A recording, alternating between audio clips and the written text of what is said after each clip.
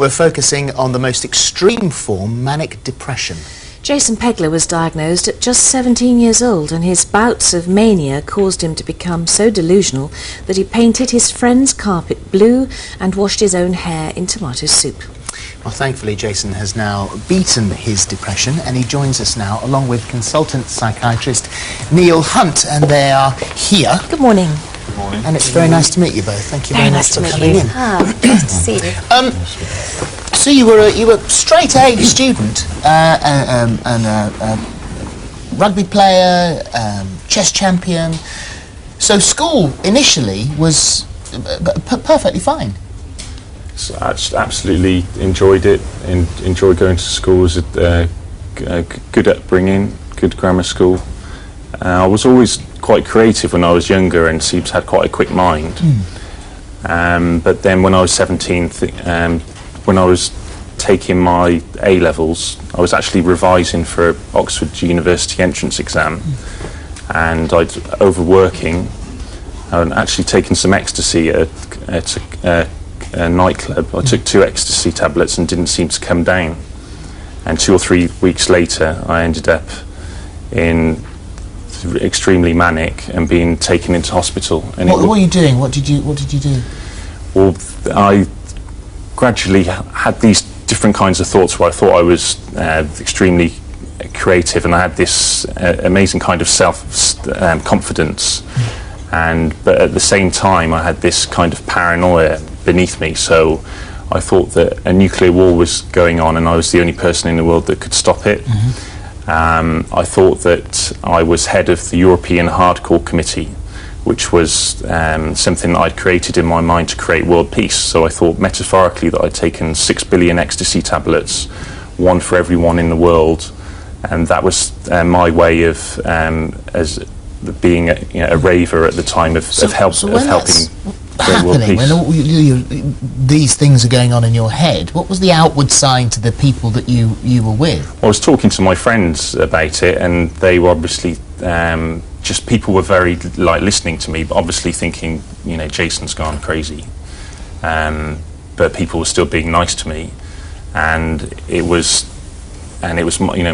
my family were really concerned. My father took me to my GP, didn't know what to do, and it wasn't until basically I thought I was jealous I couldn't play the guitar as well as Jimi Hendrix, so I actually threw my guitar out of the window where I lived, and my dad called the police and the ambulance because he was just so worried about me. And then they gave me the option of, I wasn't arrested or anything, they said, look, would you like to go into the ambulance or would you like to go into the police car? And I thought I was playing a game, so I said, I'll go into the police car. And it wasn't until 6 weeks later that I'd been in a mental hospital in Gloucester for 6 weeks. I didn't realise until 6 weeks later actually where I was, and I just had this kind of vision, epiphany 6 weeks later, oh my God, I'm in a mental hospital. And but straight away I realised that I could cope with it mentally. I thought the only way I'm ever going to get over this is to psychoanalyse myself and create a Hollywood blockbuster movie about my experiences, because I wanted to be a film director at the time. I was a big fan of Quentin Tarantino. And at the same time I looked at everyone in the ward and I felt I need to help these people, because I felt humiliated for being in there, and that was something that wrong. So having manic depression is something that it changed me as a person, because until then it was a joke with my friends. Oh, loony bin, have a few drinks, and it completely changed me. It made me. So you'd had episodes, had you, before this major one with the ecstasy? No, it's kind of gradual. So what happened is over a period of weeks I'd become more delusional, more manic.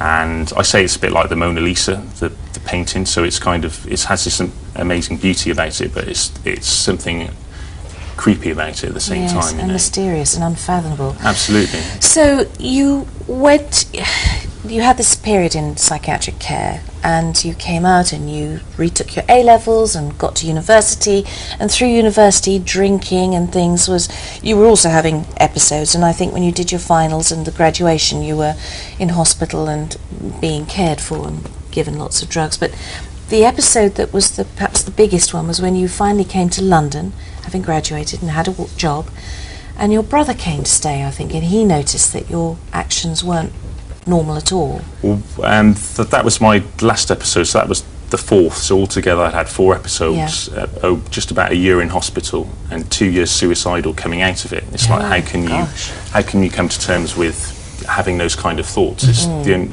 only way.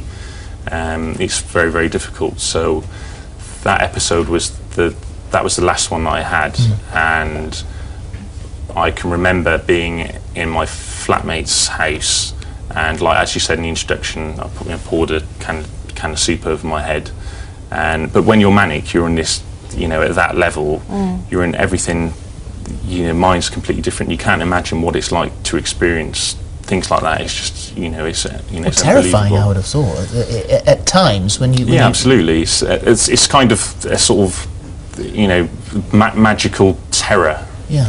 And I think that, but of course, that was 6-7 years ago, and then things got better then. Well, I mean, in that particular episode that Fern was talking about, I sort of made a list of the things that happened there. This is when you ate the 24 eggs, you gave the cat a fried breakfast, you thought the CDs were flying saucers, you thought the flat was becoming Noah's Ark, so you were building a bridge, you painted the carpet blue, all these sort of things, which the people around you must have been very disturbed at your behaviour. I'm concerned. My brother was obviously, really concerned.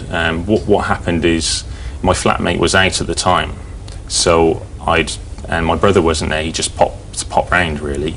So I'd completely everything in the flat. I had different colours I'd put in different rooms. So I'd reorganise the flat, and I thought I was telepathically working with George Lucas to make the manic Star Wars. It's a horrendous illness, also known as bipolar, more recently. And you've been well for 6 years, I think. 6-7 years. As soon as I started writing about my experiences and wrote A Can of Madness, my first book, Yeah. then that. Well, there it is, and it's a very robustly written adult book. So just to let you know, but brilliant at the way it describes what's going on. You've also been medication free for a couple of years, and life is on track. Absolutely, for 2.5 years. As soon as I started writing my book, I set up a publishing company to Chipmunkapublishing to publish mental health stories, and it's a charitable organisation. So we've published. Well, we'll put details of that on our website. Yeah. Now, obviously, as we were saying all the way through the week, Neil, we can't hope to do a depression in 8-10 minutes. But this is all about highlighting, spotting when there may be a problem, and also saying that if you have these issues, then don't keep them to yourself. You must talk to someone about it. Well, Jason's given a marvellous description of being manic. He hasn't talked about the depressions, but often the depression side of it is the worst side, and people get very prolonged and severe depressions when they have manic depression. And suicide is a big issue, and I know Jason feels this is a very important issue to highlight as well. Yeah, well, 2 years you were suicidal, and a million suicides a year or something, aren't there, due to depressions around the world? I don't know the number for that, I'm afraid, but it's about 10-15% of people with manic depression do kill themselves. It's horrific. I think it's because people feel like that they have a problem for life. So when I was 17, I said, look, the day I left hospital after 6 months, they said, you've got manic depression. It's like a life sentence. You feel like that. It's like being in prison when you haven't done anything wrong. So there's a lot of stigma. But what helped me was neurolinguistic programming. Helped me really. I changed my life. I really focused my life and made positive changes. So I changed the diet. I changed my relationships.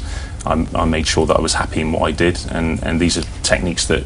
And rest and sleep absolutely. and eat properly and look after really help yourself. And physically fit sports and things like that. Neil, your book here is called Your Questions Answered, Bipolar Disorder, and I'm very sorry time has caught up with us, Neil, but all of this information will be on our website. It's manic or bipolar depression, our website itv.com/thismorning. We'll look forward to seeing you after the news, and see you just after this.